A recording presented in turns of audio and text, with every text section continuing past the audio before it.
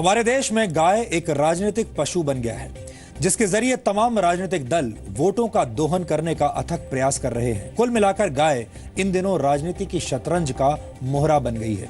लेकिन आज हम गाय के राजनीति शास्त्र के साथ साथ गाय के अर्थशास्त्र और समाज शास्त्र का 100% शुद्ध और पवित्र डीएनए टेस्ट करेंगे, जो ये साबित करेगा कि गाय को मारने से ज्यादा फायदा गाय को जिंदा रखने में है। गाय का दूध हो, गोबर हो या गौमूत्र, गाय मरते दम तक समाज की भलाई का काम निष्काम भाव से करती है। शायद इसीलिए वेद पुराणों में गाय को कामधेनु कहा गया है। गाय का दूध कई तरह के रोगों को रोकने और उनके उपचार में काम आता है, और गाय ही मनुष्य के आसपास मौजूद एकमात्र ऐसा प्राणी है जिसका मल मूत्र भी पवित्र और उपयोगी माना जाता है। वैज्ञानिक रिसर्च में यह साबित हुआ है कि गाय के दूध में प्रोटीन, कार्बोहाइड्रेट्स, मिनरल्स और विटामिन डी होता है, जो रोग प्रतिरोधक क्षमता और मानसिक विकास में सहायक होता है।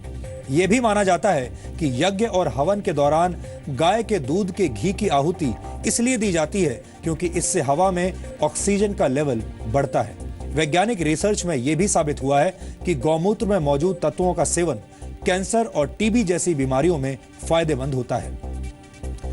पेट संबंधी बीमारियों में भी आयुर्वेद गौमूत्र के सेवन की सलाह देता है।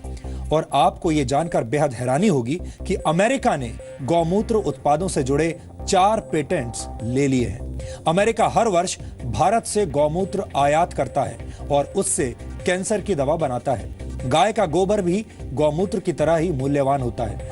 रासायनिक खाद के मुकाबले गोबर से बनी प्राकृतिक खाद के इस्तेमाल से कृषि योग्य भूमि की नमी 50% तक बढ़ जाती है, जिससे फसल अच्छी होती है। गाय के गोबर से बनी बायोगैस अमेरिका और जर्मनी जैसे देशों में गाड़ियों के ईंधन के तौर पर इस्तेमाल हो रही है, और मशहूर कार निर्माता कंपनी टोयोटा गाय के गोबर से हाइड्रोजन फ्यूल बनाने की तकनीक पर भी इस वक्त काम कर रही है। यही वजह है कि गाय को कामधेनु कहा जाता है।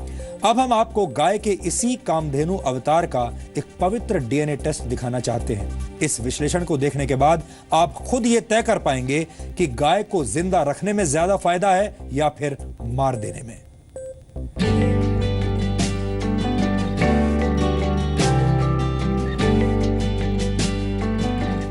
आज हम आपको बताएंगे कि माता और मांस से आगे गाय वो कामधेनु है जो इस देश से बेरोजगारी को खत्म कर सकती है। गाय वो जानवर है जो इस देश में पेट्रोल और डीजल की कीमतों को जमीन पर ला सकती है। गाय वो पशुधन है जो इस देश के लाखों गरीब किसानों को अमीर बना सकती है। कैसे? चलिए। पिछले कुछ दिनों में पूरी दुनिया ने उत्तर प्रदेश के दादरी में हुई हत्या, गाय को बचाने में सब इंस्पेक्टर मनोज मिश्रा की मौत से लेकर बीफ पार्टी मनाने वाले लोगों के मुंह पर कालिक पोतने की इन घटनाओं को देखा। देश को शर्मसार कर देने वाली ऐसी घटनाओं को देखकर लगने लगा कि गाय सिर्फ 2 ही कामों के लिए है, या तो पूजा करने के लिए या फिर काट कर खाने के लिए।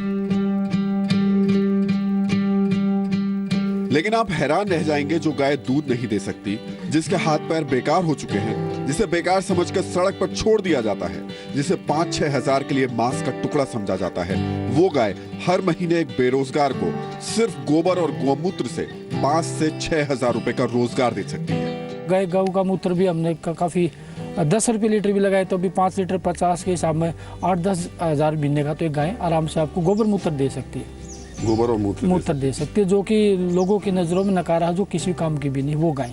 और जो दूध देने वाली तो अलग बात है। ये एक और नया पहलू नया सामने रखा है आनंद जी ने, कि वो गाय जो सड़क पर लोग बेकार समझ करके छोड़ देते हैं और शायद जिसकी तरफ देखते भी नहीं है, वो गाय आपको 8 से 10 हजार रुपए महीना बड़े आराम से दे सकती है, घर बैठे दे सकती है।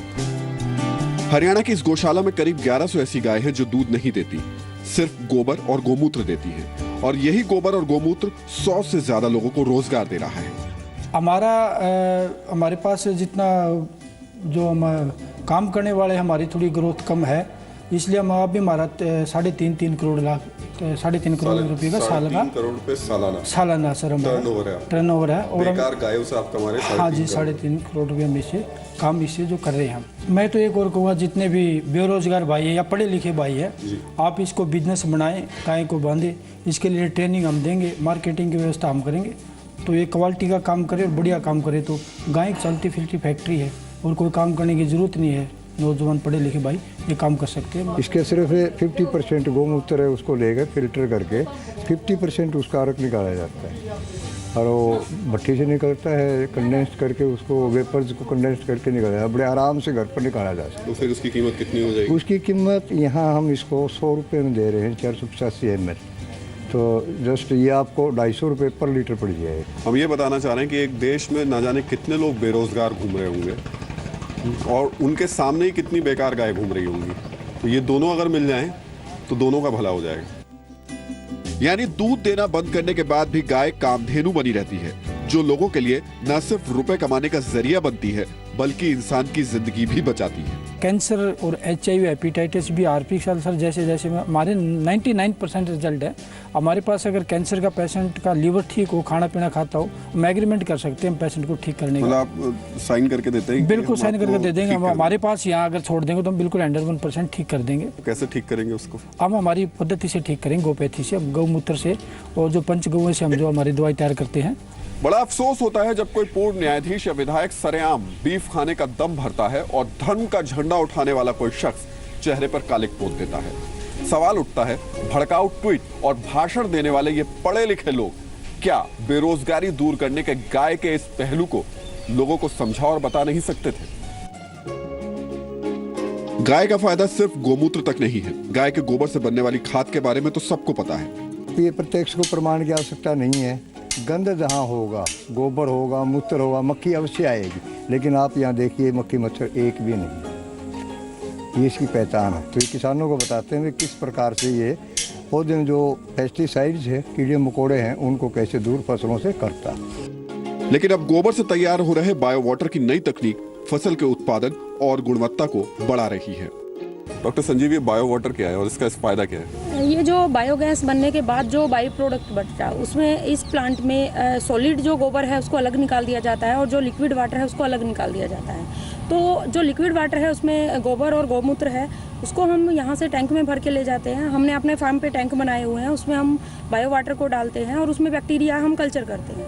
वो बैक्टीरिया फिर जब हम सिंचाई करते हैं तो उसके साथ, सिंचाई के साथ ही हम उन बैक्टीरियाज को बायो वाटर के साथ दे देते हैं, जो कि खेत में चला जाता है। और खेत में जाने के बाद जो यूरिया DAP डालने से जो हमारा माइक्रोब्स थे वो मर गए, तो हमने उनको बैक्टीरिया दे दिया। जब बैक्टीरिया खेत में जाएगा वो अपना काम करेगा। जब माइक्रोबियल लोड यानी जो सूक्ष्म जीव हैं वो ज़्यादा हो जाएंगे तो जो हमारा केचुआ है वो भी बढ़ रहा है, सॉइल की हेल्थ अच्छी हो रही है। क्या बायो वाटर ये जो आप तैयार कर रहे हैं इसके लिए बाकायदा किसी प्लांट की ज़रूरत है? ये देश में किसान हमारे जो हैं वो ऐसे ही गोबर से और गौमूत्र को मिला करके ये बायो वाटर तैयार कर सकते हैं? हाँ, इसके लिए ऐसा कोई ज़रूरी नहीं है कि आप किसी प्लांट से ही बायो वाटर लें। आप अपना गोबर और गौमूत्र गाय का ले सकते हैं और उसमें आप बैक्टीरिया कल्चर करके और अपनी खेती कर सकते हैं। फ़ायदा कितना मिल जाएगा इससे? फिर खेती पर असर कितना पड़ जाएगा? खेती में प्रोडक्शन अच्छी हो रही है, डाउन नहीं आ रही है। क्वालिटी केमिकल से जायज़ सी बात है बहुत अच्छी है क्योंकि उसमें कोई केमिकल नहीं है। अफसोस की बात यह है कि मीडिया में गाय के मांस खाने या ना खाने को लेकर तो चर्चा हुई, एक धड़े ने तो आग में घी डालते हुए गाय के मरने के बाद के फायदे भी गिना दिए, लेकिन गरीबी से खुदकुशी करते किसानों को यह गाय कैसे बचा सकती है ये किसी ने नहीं बताया। वैज्ञानिक रिसर्च के मुताबिक गाय ग्लोबल वार्मिंग कम करने में खासी मददगार साबित हो सकती है। तो हम यही समझना चाह रहे हैं आपसे। पहले तो हमको जरा ये बताइए कि वो गाय जो कि लोगों की नज़र में बेकार हो जाती है, तो वो बेकार गाय जो है जब जमीन पे जाती है, ये एलन सेवरी की रिसर्चेज हैं, 1 किलो गोबर जिस जमीन में पड़ जाता है उस जमीन में 9 लीटर पानी अपने अंदर एब्जॉर्ब करने की क्षमता बन जाती है। और जब आप ये इमेजिन करिए कि वहाँ पे एक गाय 8-10 किलो गोबर छोड़ रही है तो 100 लीटर पानी उस सॉइल के अंदर मॉइस्चर की तरह से एब्जॉर्ब रहेगा। और अगर साल ऐसा होगा तो इरिगेशन वाटर की तो ज़रूरत ही नहीं पड़ेगी आपको। दूसरी बात, जब वहाँ पे ग्रीनरी, मॉइस्चर होगा तो ग्रीनरी होगी, और ग्रीनरी होगी तो उसमें क्या कहते हैं, कार्बन डाइऑक्साइड सिक्वेस्टरिंग। और जब गाय गोबर करके लैंड को फर्टिलाइज कर रही है तो आप केवल वार्मिंग रुकेगी और कार्बन क्रेडिट आपको कितना मिल सकता है।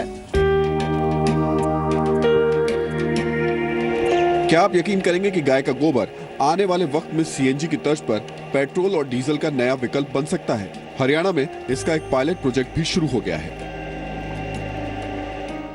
हाटी साहब हमारे साथ हैं। हाटी साहब, अब आप ऐसी गैस तैयार कर रहे हैं गोबर से जो कि गाड़ियों में डाल दें तो गाड़ियां उस गैस से चलेंगी। सीएनजी की तरीके की ये गैस है, क्या गैस है ये बताइए हम। इसमें मीथेन गैस है सर, इसमें CH4 कहते हैं इसे, केमिकल नेम है, तो मीथेन बोलते हैं इसे, जिसमें जो है हमें जो है इसको फिल्टर करने के बाद 95-96% के करीब मीथेन मिलती है। 180 मिलियन कैटल हेड्स हैं इंडिया में, और उनसे अगर हम बायोगैस के रूट के थ्रू जाएं तो उसमें कम से कम 85 million standard cubic metre per day gas निकलेगी, और उससे ज़्यादा निकलेगा गोबर से कंपोस्ट, उसको बायो कंपोस्ट बोलते हैं या बायो मैन्योर भी बोलते हैं।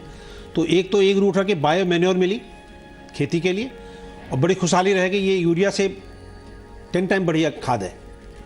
इसकी जो उर्वरक शक्ति है मिट्टी की वो हमेशा कायम रहती है, बढ़ती है रादर। तो ये खाद का काम आया। दूसरा गैस निकली, तो ये गैस जो आपको बता रहा था कि अगर गैस निकाला जाए तो ये पूरे भारतवर्ष की जितनी भी गाड़ियां हैं, चाहे वो ट्रक हों, बसेज हों और वो गाड़ियां हों, वो इस गैस पर चल सकती है, इतनी ताकत है इसमें। इतना ही नहीं, महंगी होती एलपीजी के मुकाबले अब आप अपनी रसोई के लिए गोबर से बनी बायोगैस के सिलेंडर भी ले सकते हैं। गोबर से बनने वाली बायोगैस का इस्तेमाल सिर्फ गाड़ियों के लिए नहीं, बल्कि अब कोशिश ये भी की जा रही है कि होटल, रेस्टोरेंट्स या फिर आपके घर में भी बायोगैस के सिलेंडर पहुंचे, और इसके लिए प्लांट्स लग चुके हैं। तो हमने कैस्केट बनाया है सर इसके लिए स्पेशली, अगर किसी को ज़्यादा रिक्वायरमेंट होती है ना, तो हम ये जो है ये छोटे वाले कैस्केट, ये जो कैस्केट है इनको सप्लाई कर सकते हैं पूरा। भारत सरकार जैसा सोच रही है कि भैया ये बायोगैस प्रोडक्शन जो है हम रूरल एरियाज में इतने ज़्यादा बना लें। नेशनल बायोगैस मिशन में उन्होंने बोला कि 10 मिलियन छोटे छोटे प्लांट लगाएंगे। अगर इस ढंग से हो जाएगा फिर उनको एग्रीगेट करके फिर सीएनजी में जाना उचित है। ये जो 10 मिलियन अगर बायोगैस प्लांट यहाँ लग जाते हैं हाँ देश में, तो उसका फायदा क्या मिलेगा? एक तो वो किसी घरों में दे सकते हैं आराम से, जैसे आजकल जो है एलपीजी सब्सिडी करो, ये करो, क्या जरूरत है, ये सीधे घरों में जल जाएगी, पहला काम है। दूसरा, इससे पावर जनरेशन हो सकता है। तीसरा, जो इनके छोटे मोटे ढाबे हैं या दुकानें चाय की हैं, मिल्क प्रोडक्ट की हैं या जलेबी जो भी बनाते हैं, ये वो यूज करेंगे। छोटे स्तर पर देश में गोमूत्र और गोबर से हजारों लोग कमाई कर रहे हैं, लेकिन सरकार चाहे तो दवाई, खेती और ऑटोमोबाइल सेक्टर में गाय का गोबर और गोमूत्र से बड़ा योगदान मिल सकता है। लेकिन सरकार भी गाय पर बोलने से बच रही है। बुरा मत मानिए, लेकिन आज जुबान बहुत तल्ख है। अब इसे गोबर कहें या फिर उन लोगों की बुद्धि को जो गाय पर लड़ रहे हैं और पूरी दुनिया के सामने देश की छवि का गुड़ गोबर कर रहे हैं। कैमरामैन शंकर चंद मलिक और जयदीप के साथ राहुल सिन्हा, जी मीडिया, दिल्ली। आपने देखा कि एक गाय किस तरह से सामाजिक और आर्थिक नजरिए से बेहद उपयोगी है, यानी गाय मांस के मुकाबले मां की भूमिका में ज्यादा फिट बैठती है। वैज्ञानिक शोधों में यह बात साबित भी हो चुकी है कि गाय का मांस खाना पर्यावरण के लिए भी नुकसानदायक है। संयुक्त राष्ट्र के पर्यावरण कार्यक्रम ने गाय के मांस यानी बीफ को जलवायु के लिए नुकसानदायक गोश्त बताया है। अमेरिका की येल यूनिवर्सिटी की एक रिपोर्ट के मुताबिक बीफ के उत्पादन के लिए अन्य मवेशियों के मुकाबले 28 गुना ज्यादा जगह चाहिए होती है, और ये ग्लोबल वार्मिंग में 11 गुना ज्यादा योगदान देता है। एक स्वीडिश स्टडी के मुताबिक 1 किलो बीफ पकाने में जितनी ग्रीन हाउस गैसेस का एमिशन होता है वो 160 किलोमीटर तक कार चलाने के बराबर होता है। इसका मतलब यह हुआ कि दिल्ली से आगरा तक कार से यात्रा करने से ग्लोबल वार्मिंग पर जो असर पड़ेगा वो 1 किलो बीफ खाने के बराबर होगा। बीफ उत्पादन जल संरक्षण के लिहाज से भी खराब है, क्योंकि गेहूं और चावल जैसी मुख्य फसलों के मुकाबले बीफ के लिए पशुपालन में करीब 10 गुना ज्यादा पानी लगता है। ये वो वैज्ञानिक तथ्य हैं जिनकी सत्यता पर उंगली उठाना मुश्किल है, यानी गाय को मारने से ज्यादा फायदा जिंदा रखने में है। इसलिए हमें लगता है कि गाय उस मुर्गी की तरह है जो सोने का अंडा देती है, और सोने का अंडा देने वाली मुर्गी को मारना समझदारी नहीं हो सकती।